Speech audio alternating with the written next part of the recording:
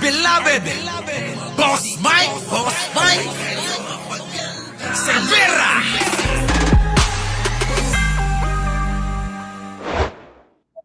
Bilyong piso ang kinita raw ng 8 sa siyam na kumpanya ng mga diskaya mula noong taong 2017. Kita mo, paano paniniwalaan ito? Napakasinungaling ng mag-asawa na to. Biruin nyo mga kababayan ko, yung paglobo ng pera nung panahon ni Digunyo.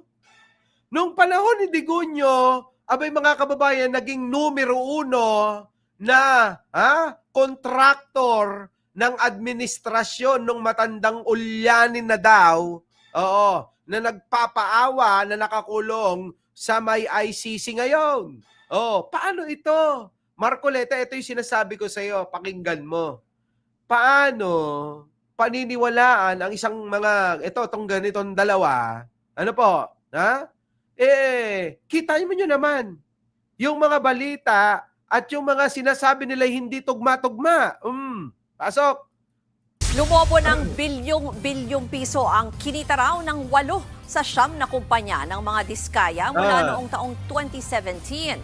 Halos lahat yan mula sa mga kontrata nila sa gobyerno. Nako. Base po yan sa nakuhang financial declaration ng mga Nako. diskaya sa SEC o Securities and Exchange Commission ni House Deputy Speaker Janet Garin. Una raw pumalo sa bilyon ang kinita ng mga diskaya noong 2017 pero pagdating ng 2018, lumobo na ito sa higit 12 billion pesos. Nadagdagan pa raw yan ng bilyon-bilyon sa mga sumunod na taon. Grabe, no? Yan po ay panahon ni Digong, mga kababayan. Kung inyong makikita yung numero, abay grabe, sambulat mga kababayan, ano? From 99.2 million, naging 1 billion, hanggang mga kababayan ko, tingnan nyo ho, di ba? 12 billion, mahigit. Ganyan ho ang nangyari nung panahon ni Digong na sila ay numero 1 na kontraktor. Tapos ngayon, mga kababayan ko, sasabihin ni Idol Marcoleta, paniwalaan nyo yung diskaya. Sila dapat ang pinaniniwalaan, hindi yung Bryce Hernandez. Ay kita nyo mga kababayan ko, antindi, di po ba? Yung po yung pinipilit ho ni Idol Marcoleta na, ito yung paniwalaan natin si diskaya, na dapat ito gawin nating state witness, eka. Nako, mga kababayan ko. Tanong nyo nga kay Marcoleta, kung ni minsan hindi ito hihingi o naglalabi, naglalabi ng mga kontrata, idol. Oo. Wag ka magsinungaling, Oo. Tanong lang naman. Ni minsan ba hindi ka nanghihingi ng mga project? Hindi ka ba nanghihingi? Hindi ka ba naglalabi ng pondo para sa mga kontraktor? O kung meron kang gusto, tanong lang naman, sana kapag sinagot mo, kung magsinungaling ka, sana masunog. Wag naman yung kahit yung buhok mo na lang, yung gago ka. Kapag nagsinungaling ka hindi ko naman sana hindi natin sasabing masunog ka. Wag naman. O kahit yung buhok mo na lang, yung masunog, Kasi mga kababayan na napakaraming ipokrito ngayon na para bang ang lilinis nila. Kasi gusto nilang i-project yun para sa paningin nyo, grabe sila talaga. Ang talagang para bang totoong nagmamahal sa bayan. Pero yung katotohanan, may mga baho rin naman. Naku, Diyos ko! Di ba? Ano na? Napansin din ng mga kongresista na Grabe, mga kababayan ko. Tingnan nyo, napansin din ng mga kongresista na bilyones pa rin ang kinita ng mga diskaya kahit sa kasagsagan ng pandemya. kita nyo, mga kababayan ko. Kita nyo ho, di ba? Kahit ho kasagsagan ho ng pandemya, sagasa pa rin sila. Opo, sagasa pa rin ho. Itong mga diskaya, ang lulupit talaga mga kababayan. Noong 2022, umabot sa higit 20 bilyong piso ang kinita ng kanilang mga kumpanya. Kita nyo, 2022, tandaan nyo yan mga kababayan. Oo, 2019 yan. 2020 nadali yung mga kontrata at na-implement lang ng 2022. Yung mga bobo, sasabihin nila, 2022, panahon na yan ni Pangulong Bongbong Mga bobo kayo, hindi nyo alam. Oo, na-i-award yan, malamang, 2019 pa. At na-execute yan para mabayaran kung matapos nila ng 2022. Oh, di ba? 2022 election po yun eh. Di po ba? Ng pagiging presidente. Di ba? Oo. Tapos ngayon sasabihin nila, hindi, panahon na yun ni Bongbong. Di ba? Taloy. Kinumpirma mismo ni Curly Descaya na yan nga ang idineklara nilang gross revenue sa SEC para sa mga nasabing taon. Kita nyo may resibo. Yan po mismo ang dineklara ng mga diskaya. Ang tanong, yan ba yung totoo? Ako mga kababayan, hindi ako naniniwala na yung dineklara nilang numero sa mga kinita nila sa kanilang kanilang pangungontrata. Mga kababayan, hindi ako naniniwala na yan po yung katotohanan.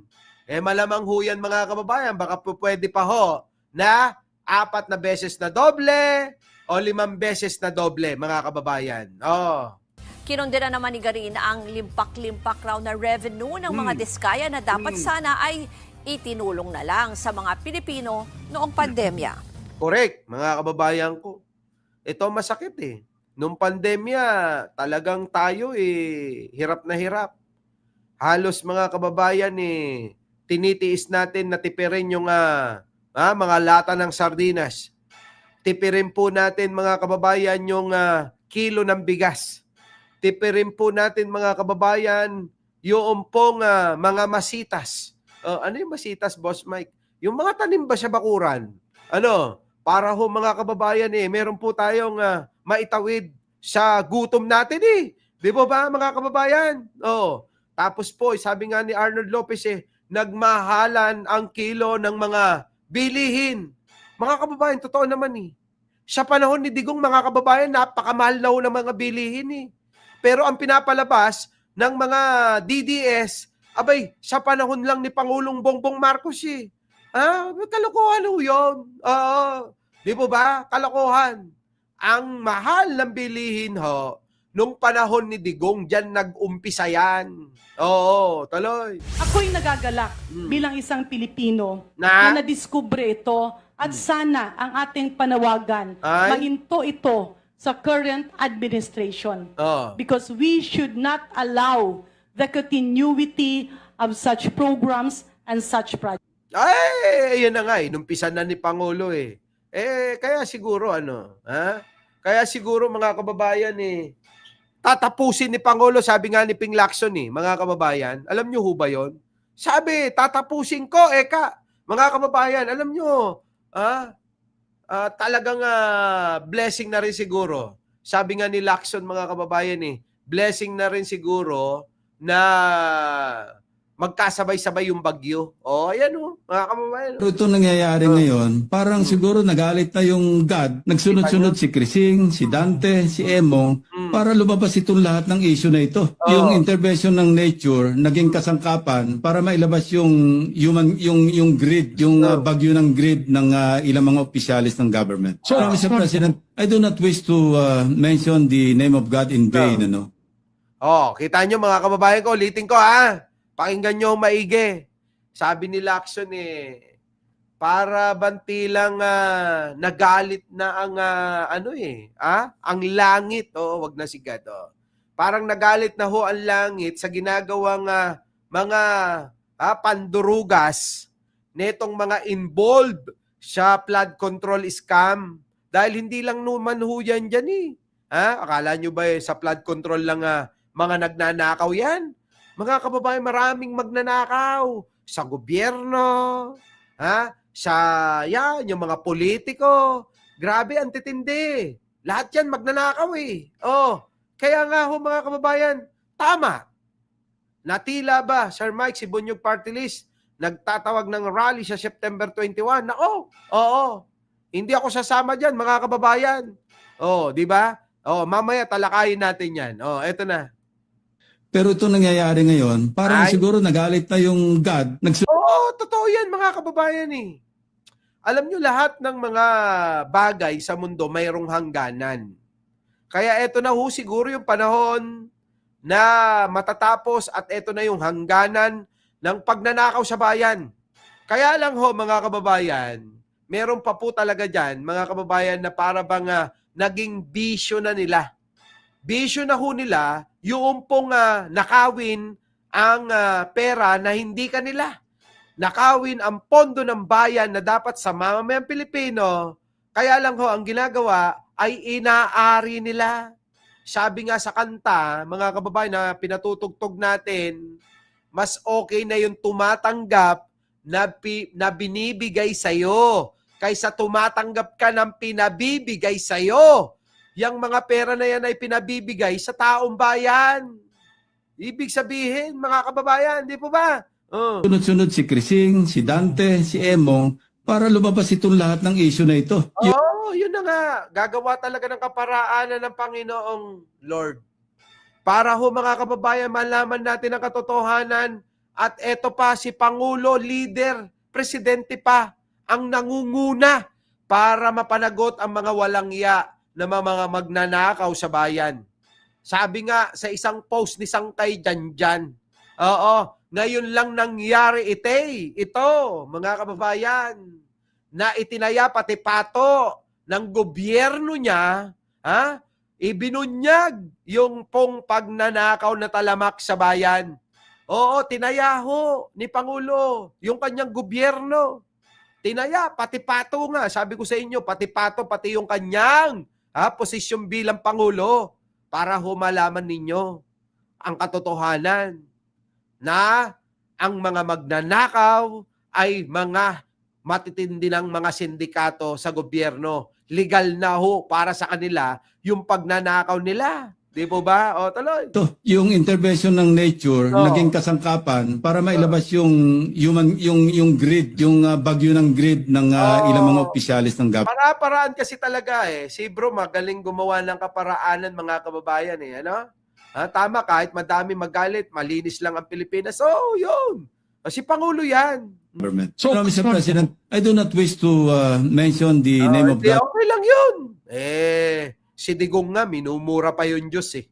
Ikaw naman inaano mo lang pinapaliwanag mo lang para maunawaan ng tao na ang Diyos na ang humatol.